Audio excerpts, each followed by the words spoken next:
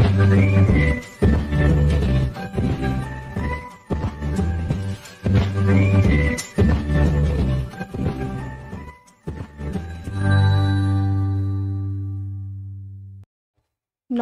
বন্ধুরা, লিপিস কিচেনে আমার সকল দর্শক বন্ধুকে স্বাগত।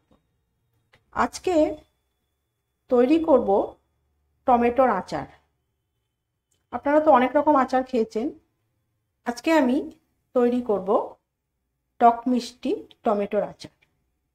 এই টমেটোর আচারটা তৈরি করার জন্য এখানে আমি নিয়ে নিয়েছি আস্ত টমেটো, একটু লাল টমেটোগুলো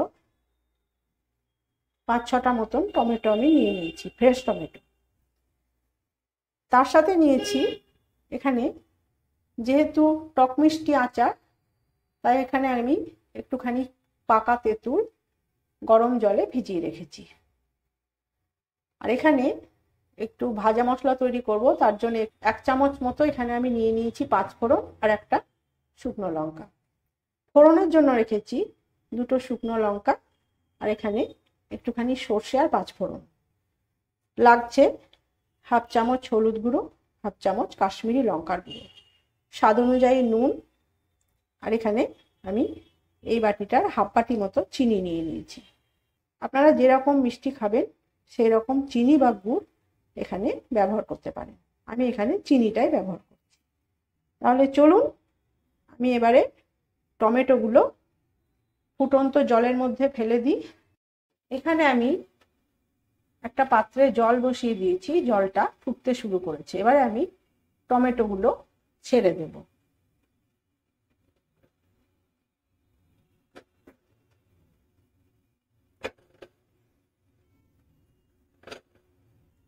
এবার টমেটোগুলো একটু ফুটে উঠলে তারপরে আমি ফিরে এসে আপনাদের দেখিয়ে দিচ্ছি কিভাবে ওপরের খোসাটা ছাড়িয়ে ফেলবো, তার সাথে ভেতর থেকে বিচনগুলো বার করে।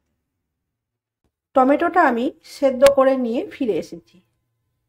এই টমেটোটা সেদ্ধ করার পরে এখানে আমি খোসা আর বিচনটা এই স্ট্রেনার দিয়ে আলাদা করে নিয়েছি।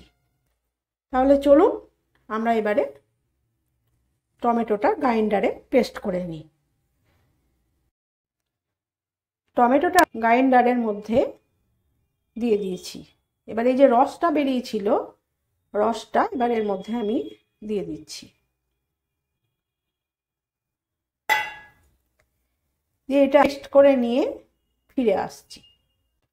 এখানে আমি কড়াইয়ে সর্ষের তেল বসিয়ে দিয়েছি। এই আচারটা আমি সর্ষের তেলেই করব। দিয়ে দিলাম।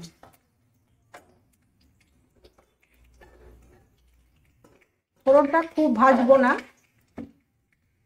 অল্প একটু ভেজে এই টমেটোর যে পেস্টটা করেছিলাম সেটা এবার দিয়ে দিচ্ছি।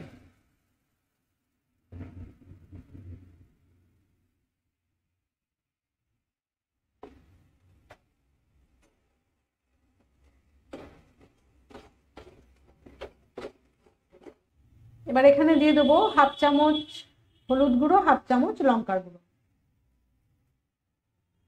স্বাদ অনুযায়ী নুন।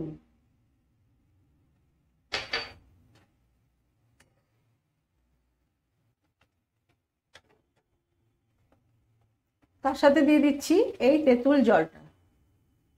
যেহেতু টক মিষ্টি আচার, তার জন্য এখানে আমি একটু তেঁতুল ব্যবহার করেছি। তার সাথে এখানে দিয়ে দেবো একটুখানি ভিনিগার, 1 চিপি মতো ভিনিগার। ভিনিগারটা দিলে আচারটা নষ্ট হবে না। এটা আপনারা তৈরি করে নিয়ে, যেহেতু এখন টমেটো বাজারে খুব সস্তা, এটা যদি আপনারা তৈরি করে রেখে দিতে পারেন তাহলে অনেক দিন পর্যন্তই খেতে পারবেন। আর আচার সচরাচর নষ্ট হয় না। এয়ারটাইট কন্টেনারে ভরে ফ্রিজে রেখে দেবেন। বাঙালির শেষ পাতে চাটনি বা আচার চাই। এবারে আমি এর সাথে চিনিটা দিয়ে দেব।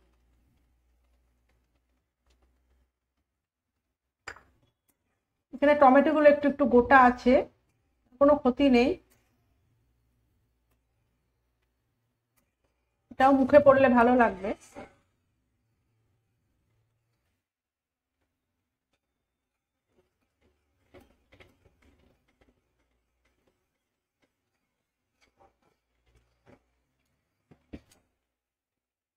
এটা আমি আর ঘন করব না, এবার গ্যাসটা বন্ধ করে দিচ্ছি।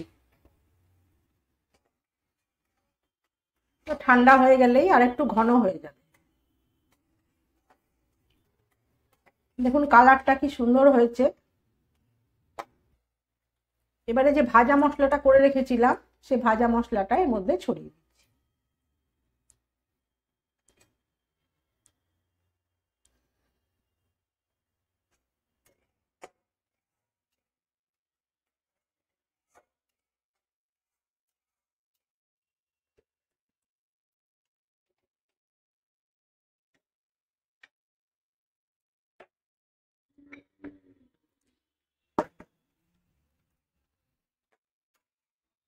এবারে আচারটা আমি এর মধ্যে ঢেলে দিচ্ছি।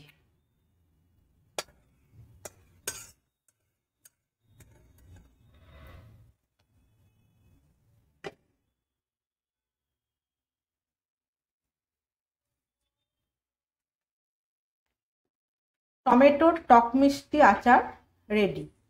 যদি রেসিপিটা ভালো লেগে থাকে তাহলে কমেন্ট করে জানাতে ভুলবেন না। চ্যানেলটিকে লাইক করুন, শেয়ার করুন, সাবস্ক্রাইব করে পাশে থাকা বেল আইকনটি প্রেস করে রাখুন। তাহলে আমি যখনই নতুন কোনো ভিডিও আপলোড করব তার নোটিফিকেশন আপনার কাছে খুব তাড়াতাড়ি পৌঁছে যাবে। আজ এই পর্যন্তই। সবাই ভালো থাকুন, সুস্থ থাকুন। নমস্কার।